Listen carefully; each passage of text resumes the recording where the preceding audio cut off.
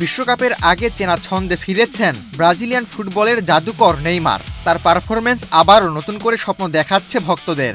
বিশ্ব আসরের মূল দলে জায়গা করে নেওয়ার পথে আরও এক ধাপ এগিয়েছেন সেলেসাওদের হয়ে সর্বোচ্চ গোল করা এই ফরোয়ার্ড। বিশ্বকাপে দলে জায়গা পাওয়া নিয়ে অনিশ্চয়তা থাকলেও ব্রাজিলিয়ান সংবাদ মাধ্যমে খবর, আসন্ন বিশ্বকাপের ৫৫ সদস্যের প্রাথমিক দলে নেইমারকে অন্তর্ভুক্ত করেছেন coach Carlo Ancelotti. Gold's Gym across 30+ countries. With over 700+ locations worldwide. Train anywhere, belong everywhere. যদিও দলটি আনুষ্ঠানিকভাবে ঘোষণা করা হয়নি, ২৬ জনের চূড়ান্ত দল ঘোষণা করা হবে আগামী ১৮ই মে। এদিকে চূড়ান্ত দলে জায়গা করার দাবিও জোরালো করে রাখলেন নেইমার। সান্তোসের জার্সিতে সর্বশেষ ২ ম্যাচেই গোল পেয়েছেন এই ব্রাজিলিয়ান ফরোয়ার্ড। চোট ও অনিয়মিত ফর্মের কারণে লম্বা সময় ধরে জাতীয় দল থেকে দূরে নেইমার। ব্রাজিলের হয়ে সর্বশেষ ম্যাচ খেলেছেন ২০২৩ সালের অক্টোবরে।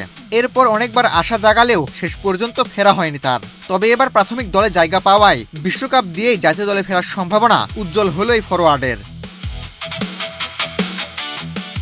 নতুন করে নিজের সামর্থ্য ও ফিটনেসের প্রমাণের পথে নেইমার সোমবার সকালে মাঠে নেমে গোল করেছেন। ব্রাজিলিয়ান লিগ সিরিজের ম্যাচে ব্রাগান্তিনোকে ২-০ গোলে হারানোর পথে দলের প্রথম গোলটি করেন ৩৪ বছর বয়সী এই তারকা। এদিন সব মিলিয়ে ৮২ মিনিট মাঠে ছিলেন নেইমার, যেখানে গোল করার পাশাপাশি নিজের কিছু ঝলকও দেখান তিনি। এর আগে কোপা সুদামেরিকানায় রেসোলেটা এফসির বিপক্ষে তিনি গোল করেছিলেন।